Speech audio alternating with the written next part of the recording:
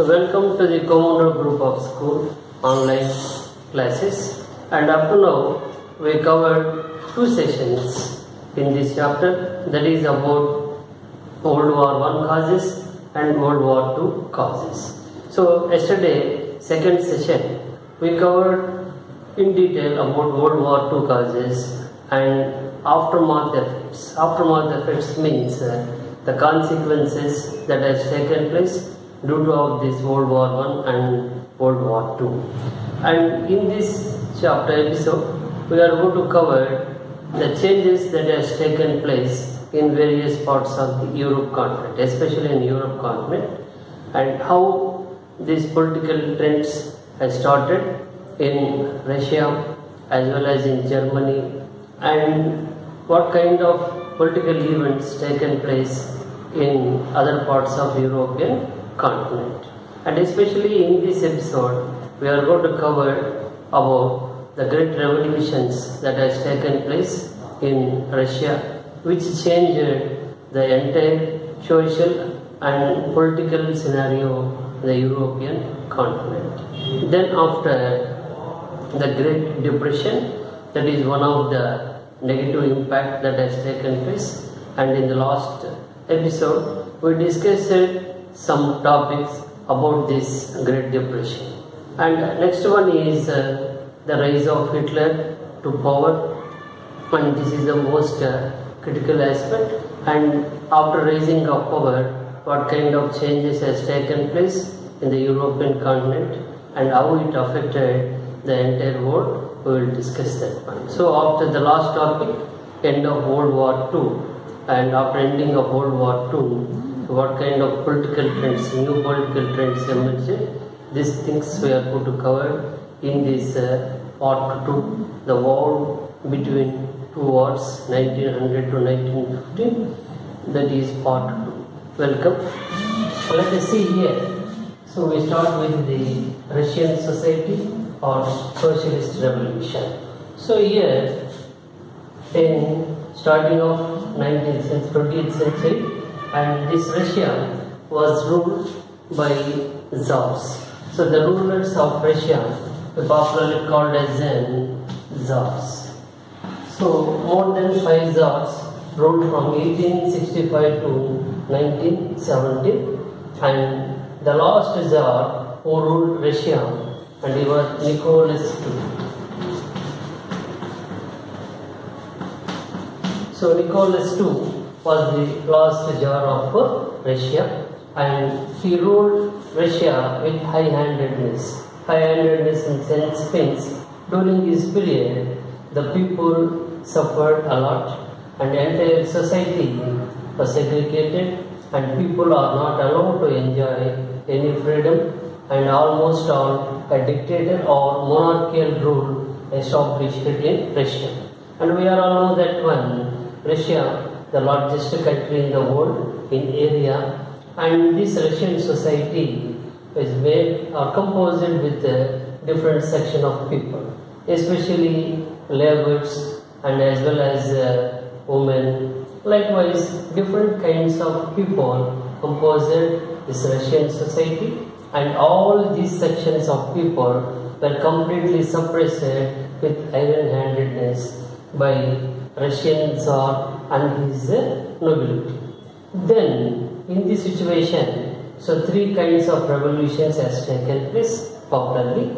So, in 1905, a revolution has taken place, and this revolution popularly we called as a Bloody Sunday.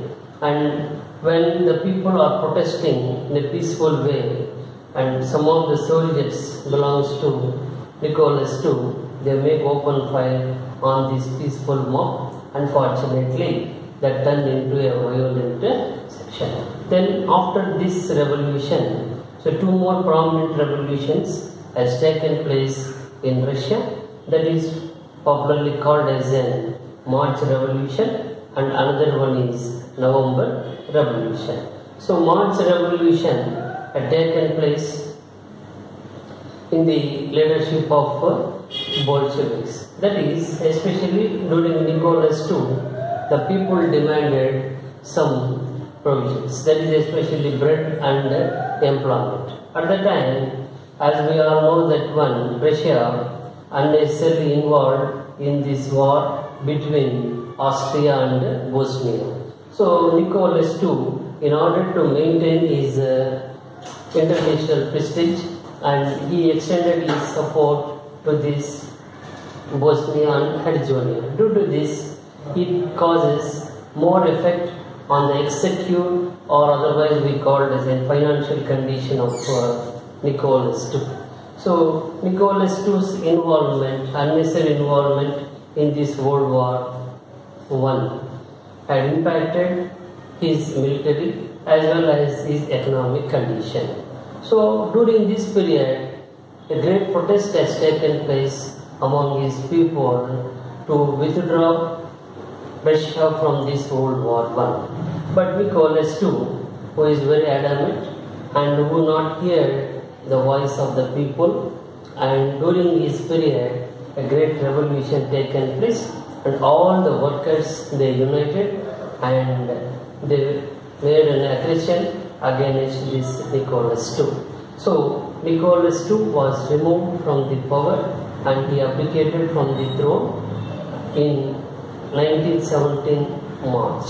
So after dethroning Nicholas II, a provisional government was established under the leadership of Davis. So this Kerensky, after coming to the power, and he was asked to withdraw Russia from World War I. But unfortunately, and this Kerensky who came to the power, he was highly influenced by this nobility and as well as his section. So due to which, and he changed his mind and he asked Russian military to continue in World War I. And already Russia suffered a lot, economic point of view and as well as in social point of view.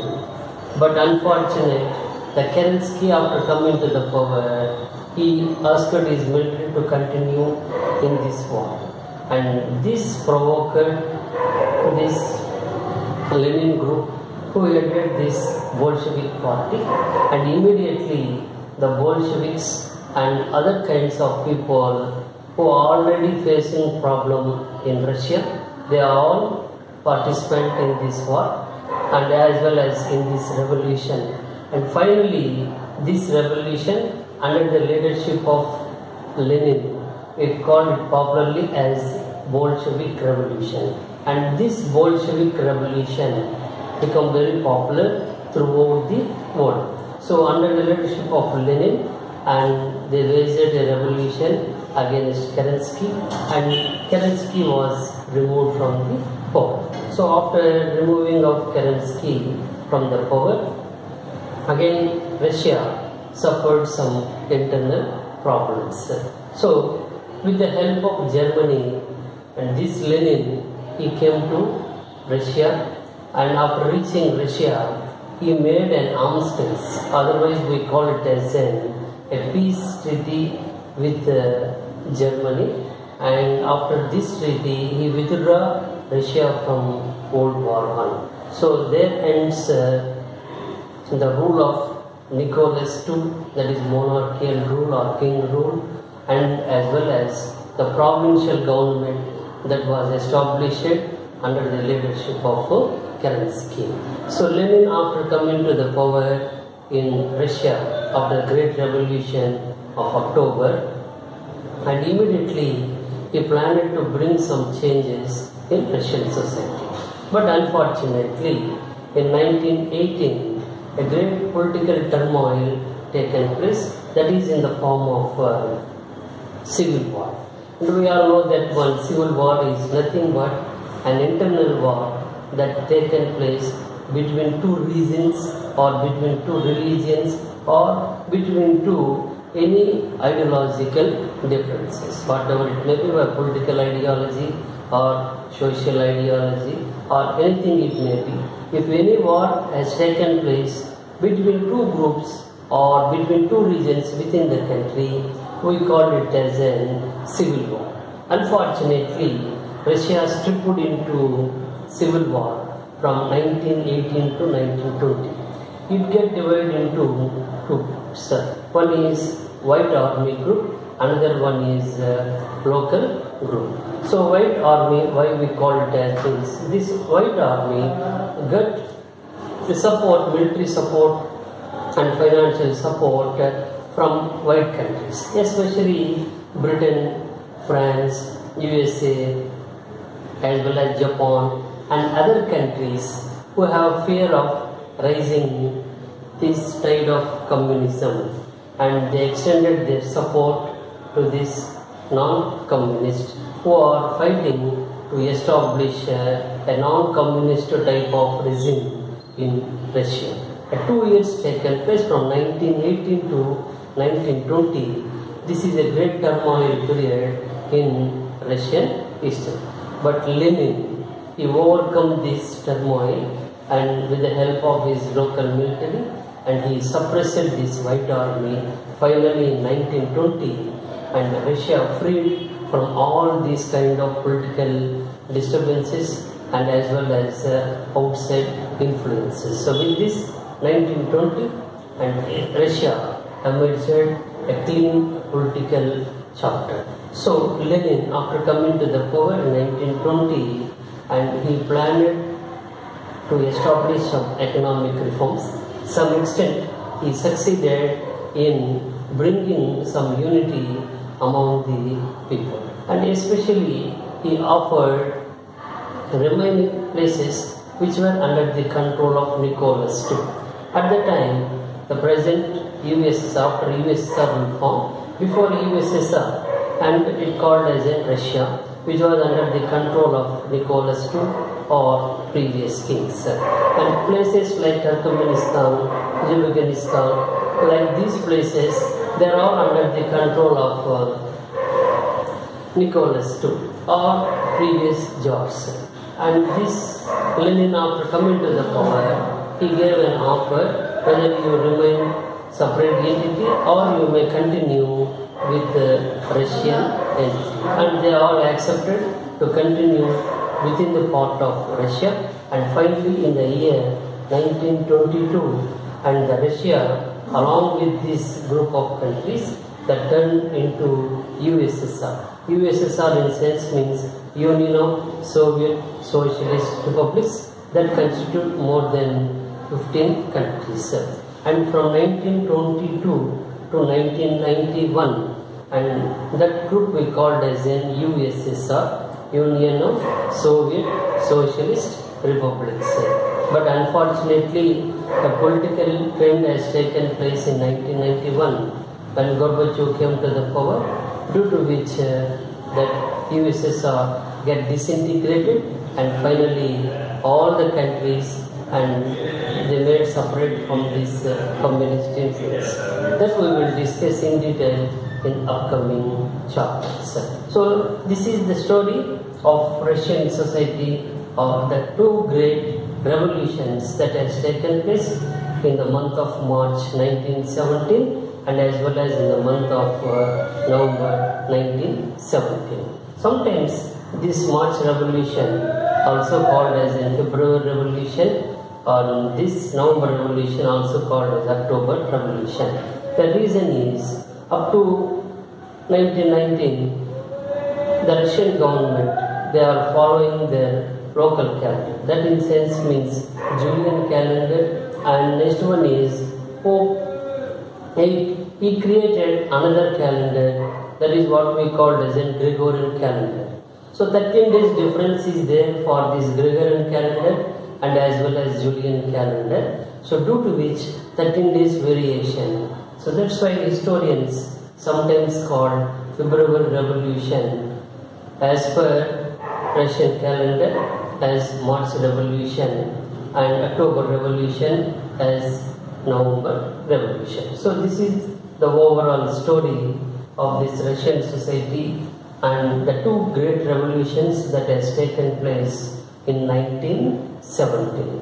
So after Lenin, another his disciple Stalin, he came to the power, and Stalin, after coming to the power, he established some economic policies. Why in sense means already we discussed that one. So Russia want to establish a socialist or a communist type of regime in their country.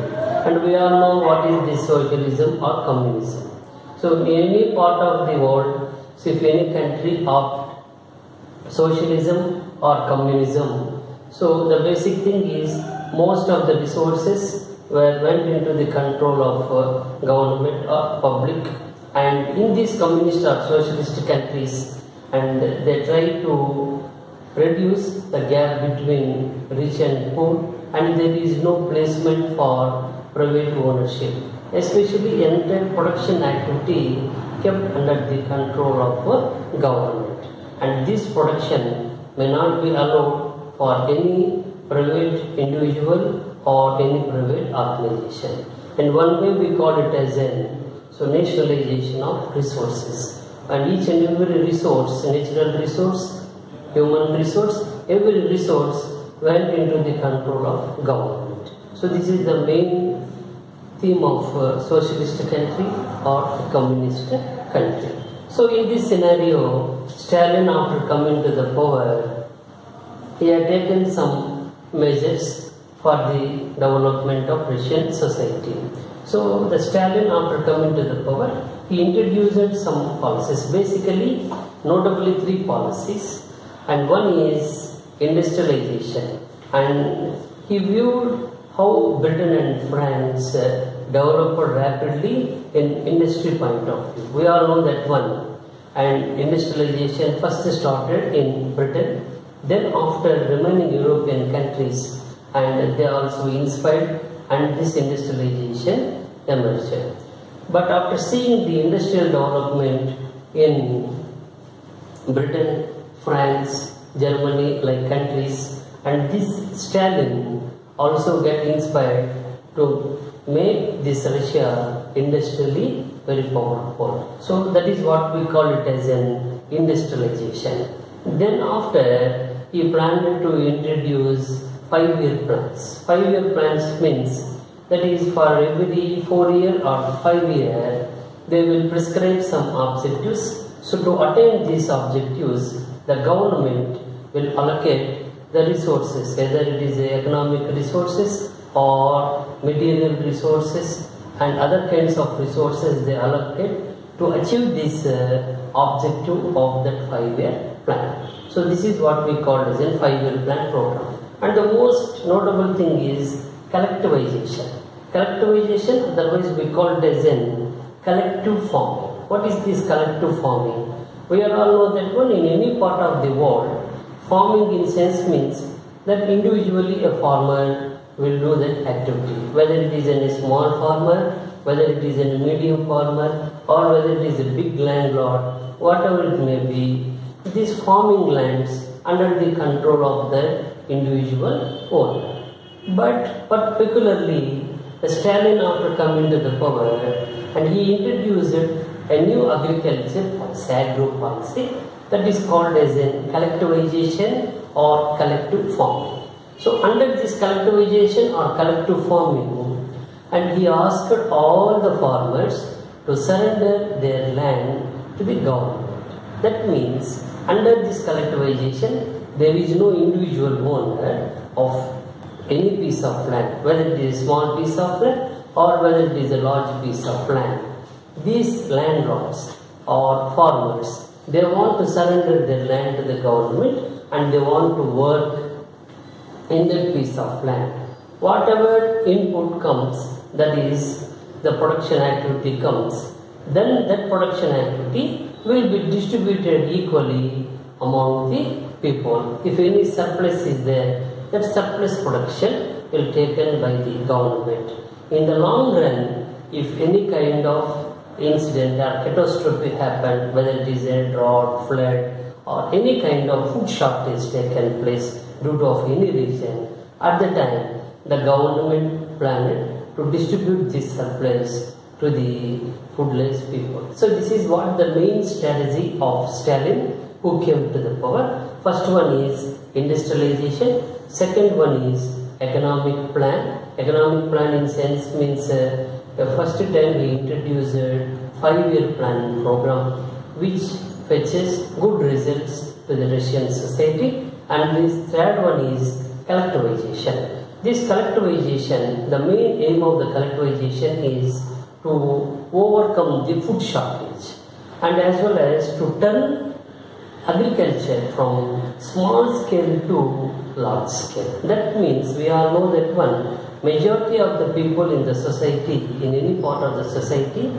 most of the people possess small piece of land. So this because of the small piece of lands, and we cannot expect the production in a large scale. So that's why he raised a plan to convert the Russian agriculture from small scale to large scale. So these are all okay, but technical problems started, and the surplus that are grown by the farmers is not allowed by the farmer to sell in the open market.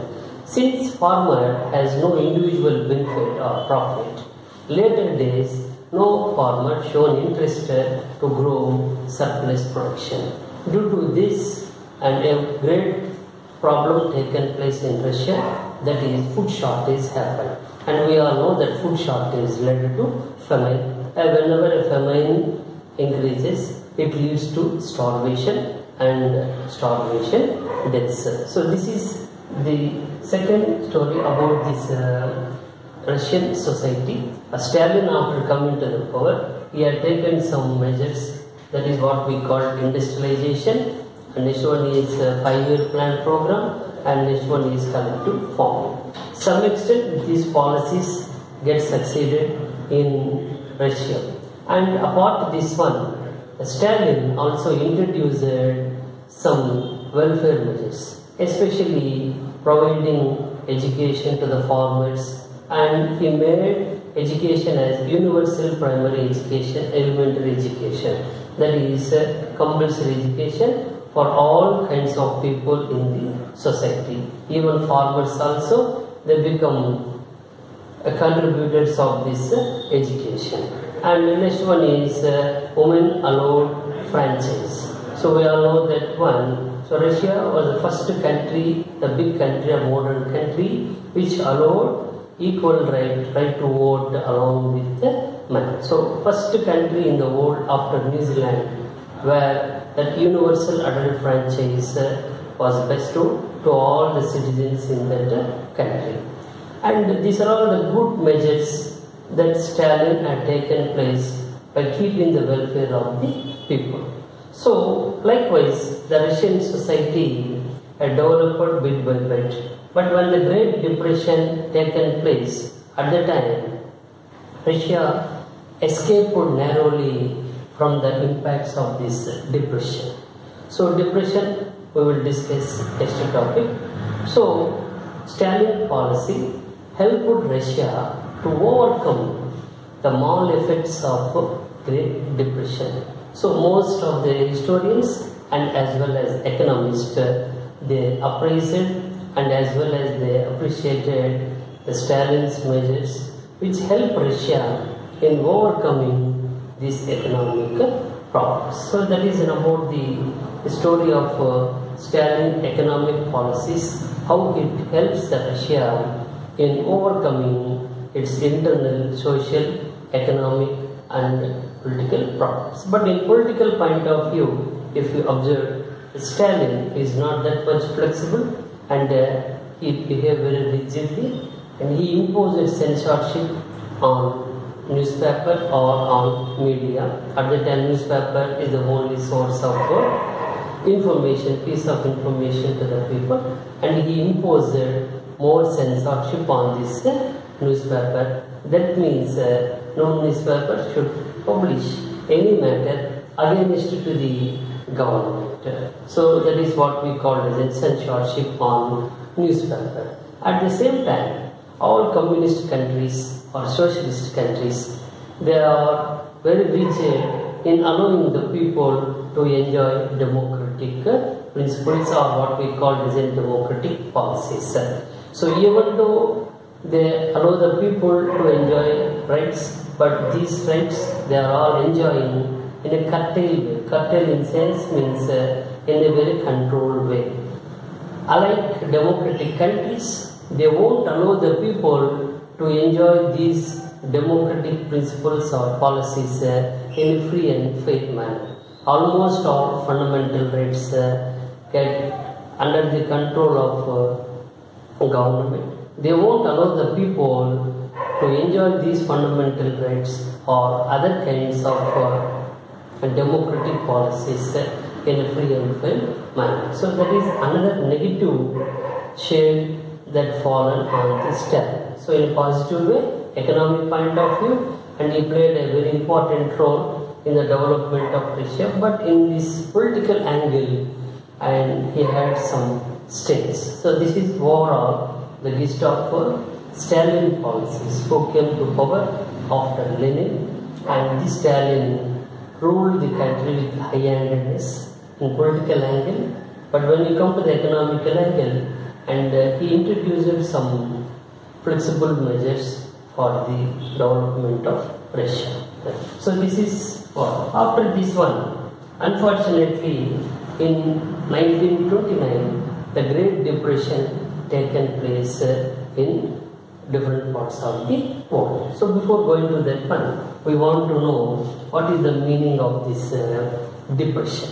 So depression is nothing but economic fall down, or otherwise we call it as a financial crisis. What is this financial crisis? Why this financial crisis will be happen? We will discuss in detail in the coming topics in the form of graphics or in the form of pictography. So what is this depression? Depression is nothing but it is a culmination of different kinds of factors, especially economic or financial factors and administrative lapses and political aspects, all these culminating responsible for the occurrence of depression.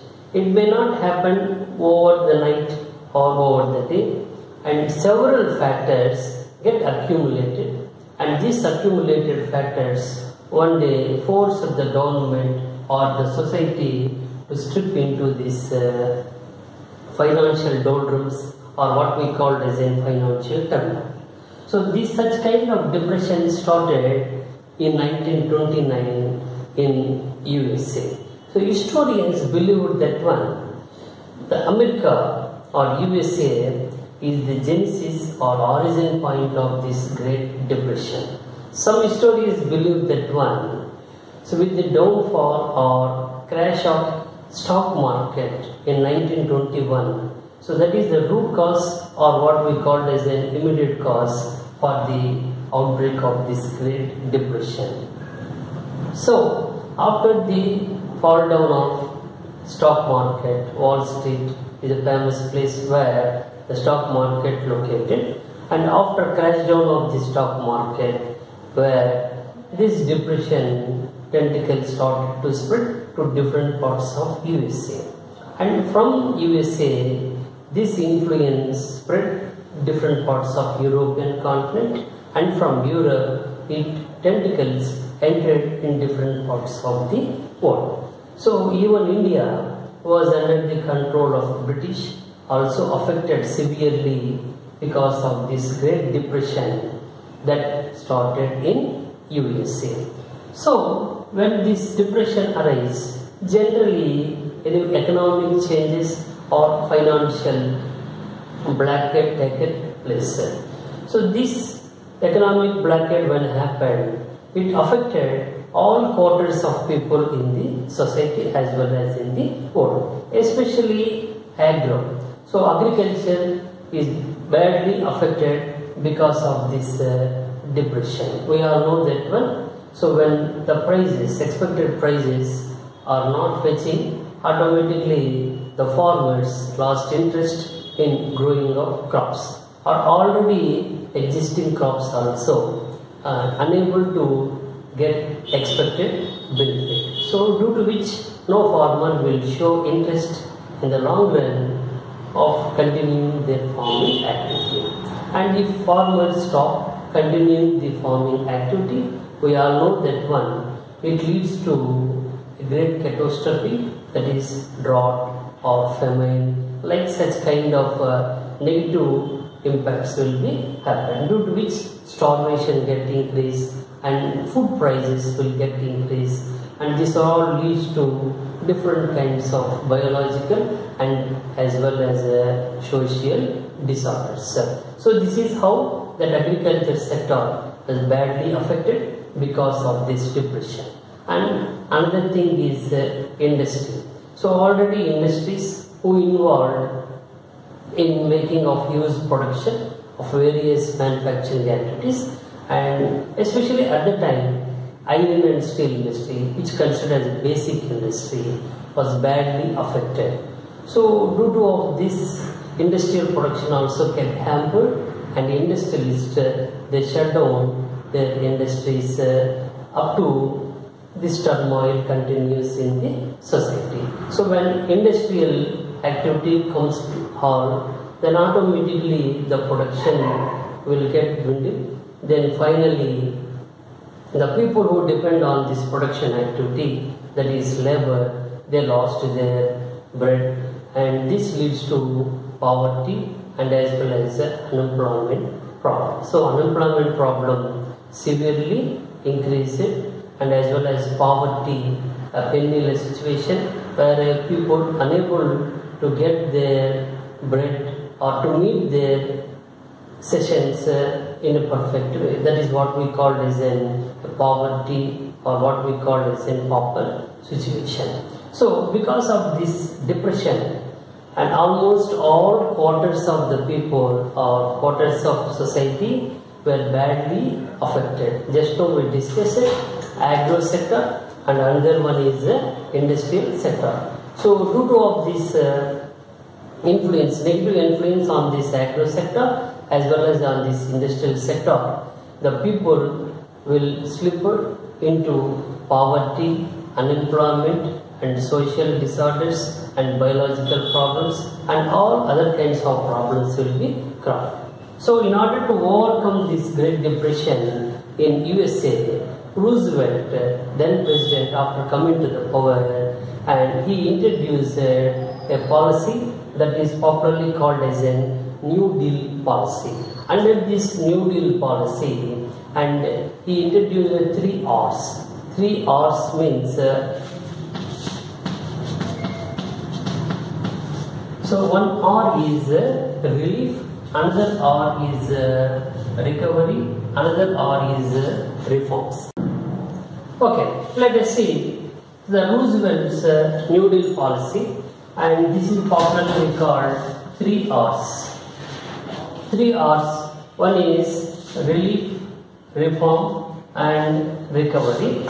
So relief in sense means, and we are just discussed how badly that society affected because of this Great Depression. So due to this Great Depression, so most of the economy get paralyzed. That is how today we are facing a problem with COVID-19. Because of this COVID-19 or Corona, we all know that one. So almost all countries in the world, they announced lockdown, or what we call as in shutdown. Because of this lockdown, and we all know that one, from small poor country to rich country, they are facing different kinds of economic and social problems. Same like this situation happened in 1929, almost all 90 years before. So entire world suffered a great economic turmoil. So that is what we call as a depression. So presently economists called a word that is called recession. Whatever it may be, recession or depression, the impacts are same. So let us come to the point. So likewise, during this depression period, Roosevelt, after coming to the power, he introduced these 3 R's. Relief in sense means already the people, different kinds of people who got suffered because of this Great Depression, he want to extend its financial support and as well as social support. So that's why in order to relieve the people from this effect, he given some benefits. That benefits means unemployment insurance, unemployed schemes and unemployed scholarships. Likewise, for those who are unable to get their livelihood opportunities, for time being to run their life, and these relief measures has taken place. That is what we call it as a relief.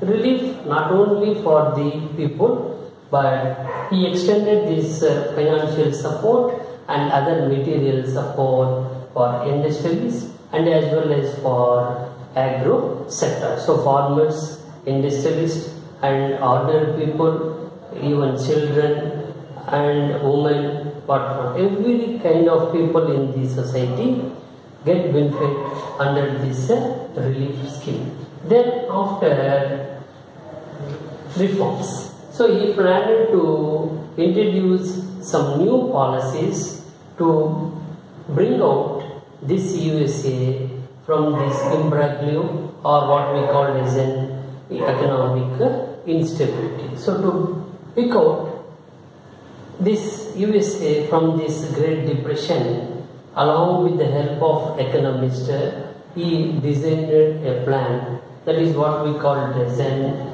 recover. To recover speedily from this economic fallout. Then afterwards reform. So that in sense means reforms means great changes he want to bring, that is in industrial aspect as well as in agro aspect as well as in foreign policy. In all this one he want to bring some reforms. Recovery. So as much as possible in less span of time he planned to recover USA from this turmoil. So that is what we call as a three famous. One is relief, another one is reform, another one is recovery. So these three odds helped USA to recover from this or to come out from this economic depression in a very faster time. So these three odds popularly we call it as a New Deal policy of Roosevelt. Before presidents in USA, they followed an isolationist policy, otherwise we call it as a closed door policy. That means those presidents are not interested to maintain a very flexible foreign policies with outside of USA, due to which it affected their economic system. And this Roosevelt, after coming to the power, and he changed that policy from closed door policy to open door policy. That open door policy otherwise we called as a New Deal policy. So likewise USA, fortunately, they overcome this economic depression because of Roosevelt's intelligent New Deal policy. So this is the story. So this depression not only affected USA and it affected entire world. Then after this Great Depression, we will see the rise of Hitler to power. So before we go to the rise of Hitler to power, we want to see once the German society. So after completion of World War I, we all know that the German ruler Kaiser William, he abdicated the throne. After his abdication, a new rule established that is called as in Weimar Republic.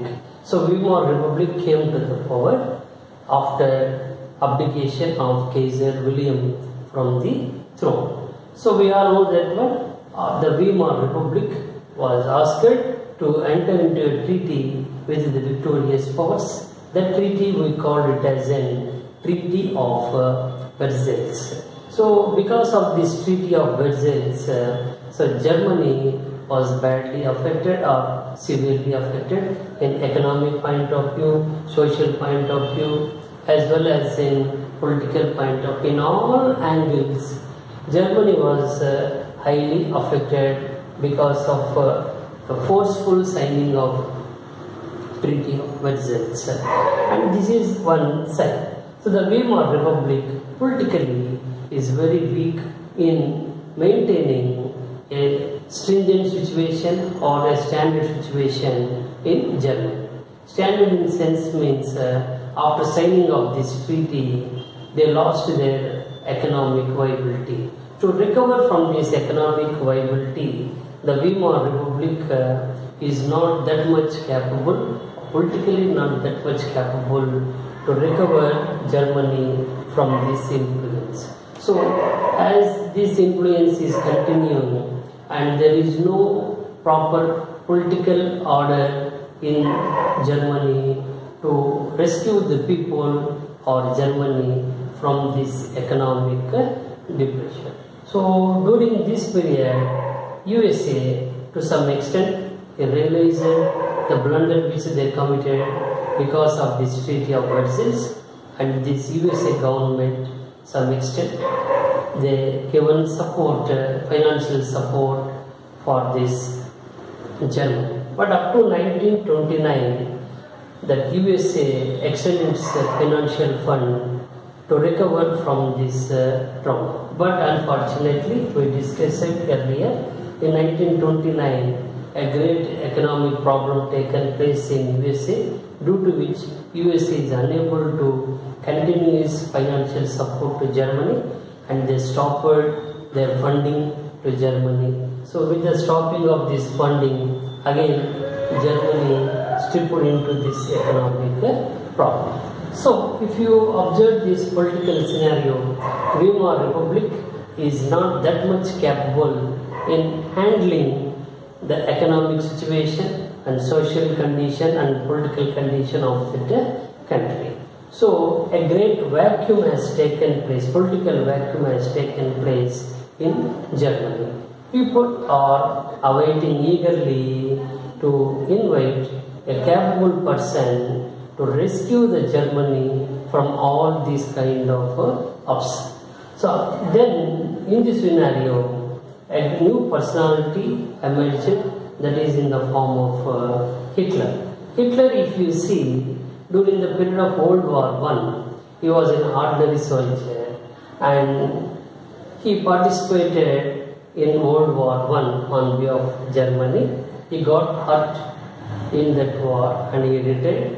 So after retired from German military, and he raised a plan to enter into the German politics. So he joined in Workers' Party and he hatched a plan to occupy power in Germany in the form of coup d'etat. Coup d'etat is nothing but occupying of power forcefully in the country. That is what we call as a coup. In short form, we call it as a coup. But he failed in this coup, due to which he was sentenced to jail. So after going to the jail, he got an opportunity to write a beautiful book that is called as a Mein Kampf. Mein Kampf means my views. And he wrote different political angles, economic, social, everything in that Mein Kampf book. And after get released from jail, and he released this book, and this book became very popular in entire Germany. Then after get released from jail, and he himself established a party that is called as a Nazi Socialist Party. In short, we call it as a Nazi Party. So he propagated a new formula, a new theory, political theory in Germany, that is called Nazism. Nazism is nothing but it is a prototype of fascism that was established in Italy by Mussolini. So this Nazism started to increase its popularity among the people, and in 1928 they contested in the election under the banner of Nazi Party, but they are not that much popular at the time in getting enough seats to form the government, and they got very meager seats which are not sufficient to form the government. Then afterwards, Hitler, he used different intrigues, political intrigues, to to capture the power in a faster way. But in this 4 years gap, and this Hitler, by using his political intrigues, he attracted the people fastly. Then finally the people turned towards the policies of this Hitler. And Hitler, he promised the people immediately after coming to the power, he may devise a new economic policies to recover Germany from this economic problem. That is what we call as a depression or the impacts of Treaty of Versailles. And he also assured the people to bring back the glory of Germany. Germany, which it lost its glory because of signing of Treaty of Versailles. All these speeches and oration attracted the people, and the people started to flow towards this Hitler. So by taking this as an advantage, and finally in 1932 he contested in the election, and in this election he got a considerable majority to form the government. So in 1932 election he entered into the Riksdag, the lower house of the parliament. So after entering into the parliament, here he played his mastery in forcing the parliament to pass an act. That act we call it as an enabling act in 1933. So due to this enabling act, Hitler emerged as totalitarian. Totalitarian is nothing but a total ruler of the country. That means a sheep dictator, indomitable monarch of the country. So totalitarianism established in Germany after Hitler came to power through enabling act, which was passed in 1933. Before this enabling act was passed, and Hindenburg, then ruler of Germany, he appointed Hitler as a chancellor of the country. But he was not satisfied with that post. He wanted to become a total ruler of the country. So this desire or impetus make him to emerge as superpower, indomitable power in Germany. So finally, after forcing Parliament to pass this enabling act, from 1934 onwards, he emerged as superpower in Germany. So, as we discussed earlier, Hitler, after coming to the power, he introduced several political reforms and as well as economic reforms to recover Germany from this Treaty of Versailles impact as well as economic depression. And Hitler, who is very conservative in nature in allowing the people as well as in allowing the organizations to enjoy democratic principles. This Nazism or fascism is totally against to democratic principles. They are also against to socialist or communist policies, and they give preference only to individualism. That in sense means individual worship or what we call as an individual orientation. So that's why in order to overcome this problem, the Hitler, after coming to the power, and he imposed some political restrictions, especially he not allowed the people as well as organizations to enjoy their freedom in a democratic way. And after coming to the power, he suppressed almost all his opponents. Opponents in sense means communists or otherwise we call as Democrats or other nature of the political agenda. He completely suppressed these people and opponents were completely perished. And after coming to the power, and he got some suspicion, one kind of attitude towards Jews. And he believed that Jews were responsible in making then rulers to enter into Treaty of Versailles. We all know that because of the Treaty of Versailles, Germany became a total pauper country as well as unpopular country. And this Hitler, after coming to the power, he started to show one kind of negative force against these Jews because of this suspicion in nature, and he asked his military to perish these Jews in a large scale. So killing of the Jews and mass murder of Jews on a large scale, we call it as an Holocaust. And he ordered his military to kill the Jews in Germany. So due to of this one, some millions of Jews were killed in various forms, especially when so likewise Hitler, he had a plan to perish all his opponents, and especially Jews, communists, socialists, Democrats, like whoever he feel his opponents, he ordered his military to kill them without any kind of mercy or human beings. Likewise, most of the people in Germany get perished along with Jews, gypsies, and as well as handicapped people and old people. Likewise, if you see on whomever he felt that one, they are his enemies or unwanted to German society, he ordered his military to kill them mercilessly. Likewise, some crowds of people lost their life during the period of Hitler. That is up to Germany. Then out of Germany, we all know that one, because of him, World War II started. On 1st September 1939, he invaded Poland, and this invasion of Poland earmarked as the immediate cause for the outbreak of World War II. So immediately, remaining countries, they swung into action on each other, and that Europe divide or world divide into two groups already discussed.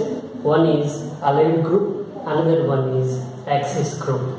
Germany, Italy, Japan, they come under Axis, and USA, USSR, Britain, France, they come under Allied forces. These Allied forces versus Axis forces and turned into a great stage of World War II.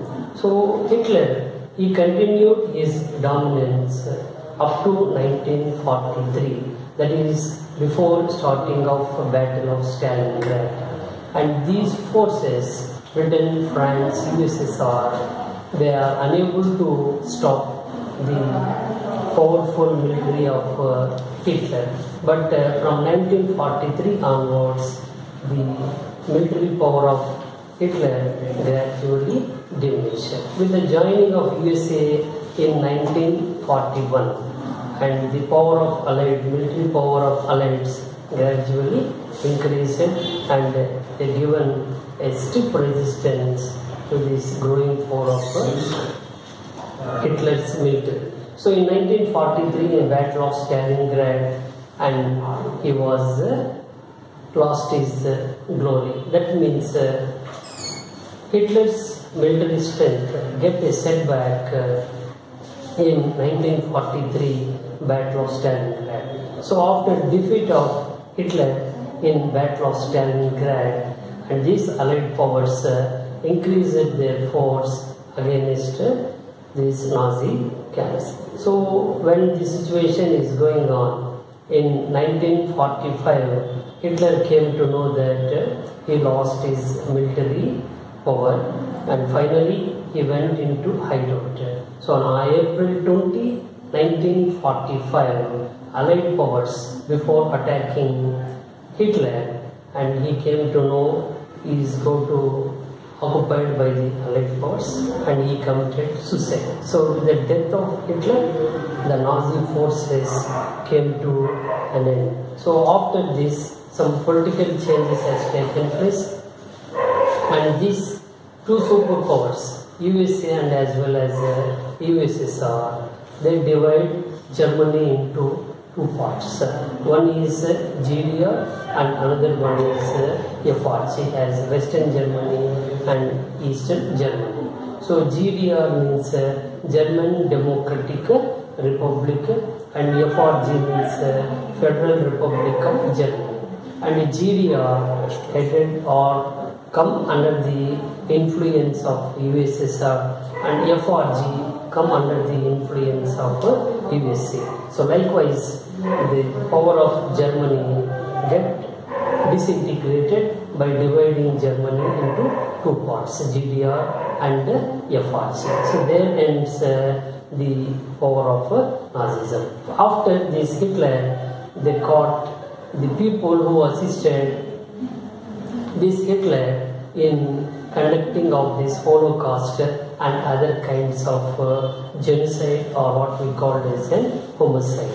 This is famously we call it as a Nuremberg trials. Nuremberg is a place located in Germany where trials is nothing but the culprits who are responsible in killing of people taken into custody, and finally they were killed. Or top brass of Hitler group was perished to death, and remaining people they sentenced to jail. So this is how the Nazism completely came to end in Germany after the death of Hitler. Then finally, if you come to the Japan point of view, in Japan we all know that a monarchical rule, and Japan's hasty decision of attacking USS Pearl Harbor on midnight of December 7 led to the outbreak of World War II. That in sense means USA up to December 7 not interfered in World War II. After this Pearl Harbor incident, they entered into World War II and they declared war on Japan. So after this suppression of Nazis and fascists, finally the Japan forces continued against these Allied powers. Finally, on August 6th and August 9th, America used its force in the form of atomic bombs. They hurled atomic bombs on Hiroshima and Nagasaki on August 6th and August 9th, 1945. After this incident, Japan unconditionally surrendered to the Allied powers. So with the surrender of Japan unconditionally to the Allied powers, there ended World War II. So after the completion of World War II, a political change has taken place. That is, Britain and France, who emerged as indomitable powers, lost their glory. Almost all countries which were under the control of Britain or France, they attained their independence. Decolonization taken place. Then finally, two superpowers emerged, that is USA and USSR. So since 1945 up to 1991, and USA and USSR torn the world into two fragments, and this kind of tug between USA and USSR, later historians called it as a Cold War. So that we will discuss it in detail in upcoming chapters.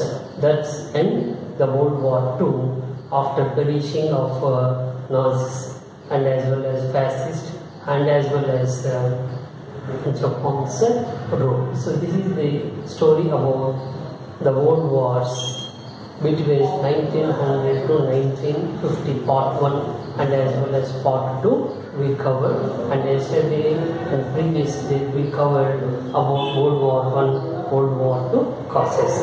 All these details we will cover in coming days in a presentation form. Thank you very much, sir, and giving this opportunity, and I asking you to avail this opportunity in a very Thank you once again. All the best.